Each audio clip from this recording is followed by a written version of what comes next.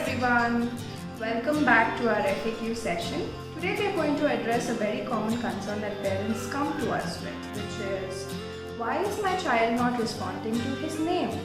So one of the reasons that your child may not be responding to his name is because he doesn't understand that these sounds are different from the background sounds that he is used to. For example, sometimes when the fan is on, you are able to discriminate that as a background noise and still pay attention to speech. But your child may not be able to do that, and this is just one example. Many times there are other sounds or noises in the background that become difficult for your child to discriminate from your name calling, because of which he may find it difficult to respond to his name. There are n number of reasons why a child is not able to respond to name call. From occupational therapist perspective, one of the main reasons could be their sensory problems, which is also called as the auditory processing difficulties, where child is not able to register the information, child is not able to filter the information, etc. Let me give you a very simple example now. When I'm making this video, I can hear lots and lots of sound. There is too much of distraction over here. I can hear the sound of vehicles. I can hear the sound of drilling machines, so probably some construction is going on.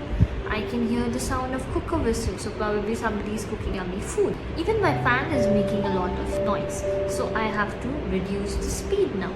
So all these auditory inputs are entering into my ear and is reaching to my brain. Now what my brain does is, my brain is able to register these auditory inputs. My brain is able to discriminate these auditory inputs. That this is the sound of traffic, or this is the sound of cooker, or this is the sound of fan. Or from where the sound is coming. Is it coming from my back? Is it coming from my front? Is it coming from outside? So I'm able to register, I'm able to discriminate, right?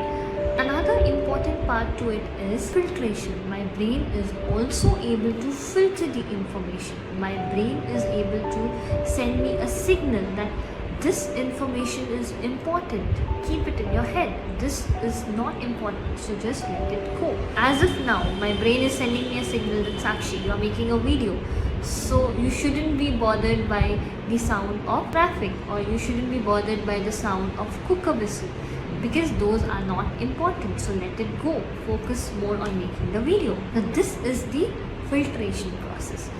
So all these things are happening in my brain, so I'm able to process everything, and therefore my response varies. I can choose to respond in an appropriate way. Now what is happening in our kids? In our kids, it's a very difficult process. It's very, very difficult for them to register, to discriminate, to filter, and eventually to respond. So lots of times we have seen that when you are calling the kid, they are not able to register that sound, because it's a kind of traffic jam in the head. All the step-by-step, whatever process which I said about the registration, discrimination, filtration is not happening in an appropriate manner. So whenever you call them, probably they are not able to register that information.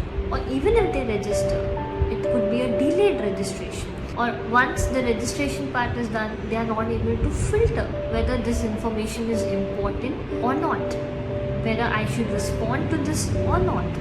So based on all these things, lots of times we have seen either there is no response or there is a delayed in response, because whatever auditory message or auditory signal which you are sending to your kid, it's somewhere lost. It's a chaotic situation in their head that there are too many information. They are like, okay, this also I can take, this information is also there, this information.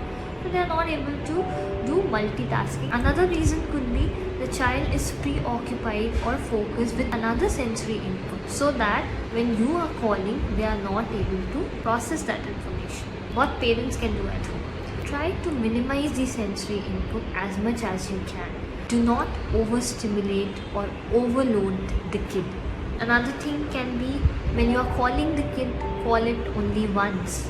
Wait for them to process, wait for them to respond, because lots of times you've seen, if you're calling your child and you keep calling their name again and again and again, so in that process you are still sending them enough signal. When you know that it's a kind of traffic jam in the head, they are not able to register, they are not able to filter, you are overloading with your sensory stimulus. So you have to wait for them to respond. Call them only once. Try to modulate your tone, so then probably they'll register faster. One of the things that you can do to help your child respond better to name call is to keep in mind that you do not follow the name call with instructions or things that is boring for him. So attach words or activities along with his name that are fun for him to begin with. And another thing that you could do is play people games where you address each other with your respective names and make it fun. So these are things that he will associate as positive responses or as positive experiences, and he will want to respond again and again to it and come back for more.